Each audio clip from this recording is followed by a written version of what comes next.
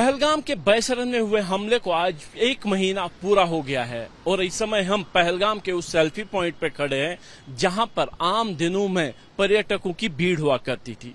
यहां पे फोटो खिंचाने वाले लाइन में खड़े रहकर इस नज़ारे को अपने कैमरे में कैद करते रहे थे, लेकिन आज हाल ये है कि पूरे का पूरा पहलगाम जो है वो वीरान और सुनसान पड़ा है। पहलगाम जाने वाली सड़क जो है इक्का दुक्का गाड़ियों से ही यहाँ पे दिख रही है जहाँ पे चलते हुए, लेकिन पहलगाम बिल्कुल वैसा ही खड़ा है जैसा पहले था। वही नज़ारे, वही मनमोहक दृश्य, वही साफ बहता हुआ लिदर का पानी, वही जंगल। लेकिन अगर कमी है तो उन पर्यटकों की जिन्होंने पहलगाम को अलविदा कह दिया है।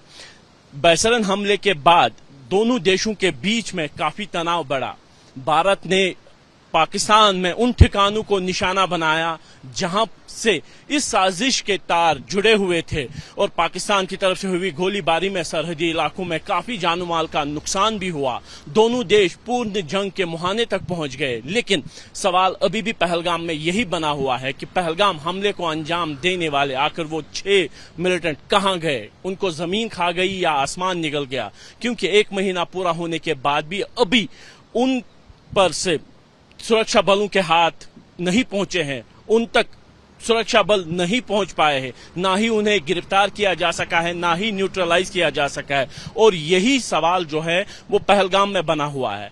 हालांकि पर्यटन उद्योग से जुड़े लोग हालात का हवाला देते हुए ये कह रहे हैं कि कश्मीर एक बार फिर से सामान्य है, सुरक्षित है और पर्यटक कश्मीर की तरफ आए। लेकिन 22 अप्रैल को पहलगाम में हुए हमले की निशानी अभी भी लोगों के जहनों में ताजा है और इसी का नतीजा ये है कि पर्यटन कश्मीर घाटी में लगभग 0 तक पहुंच चुका है।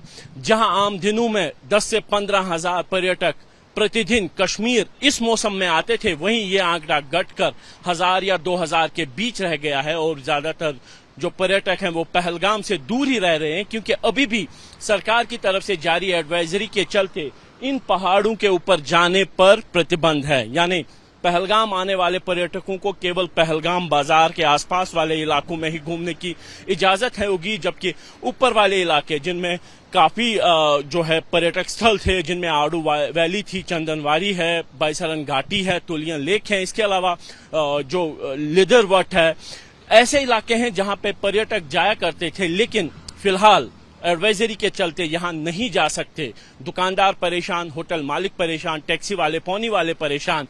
लेकिन हकीकत यही है कि आज 1 महीना पूरा होने के बाद जहां सरकार ये दावा कर रही है कि पहलगाम हमले का बदला पूरा ले लिया गया है, लेकिन अभी भी वो हत्यारे पकड़ से बाहर हैं जिन्होंने इस हमले को अंजाम दिया।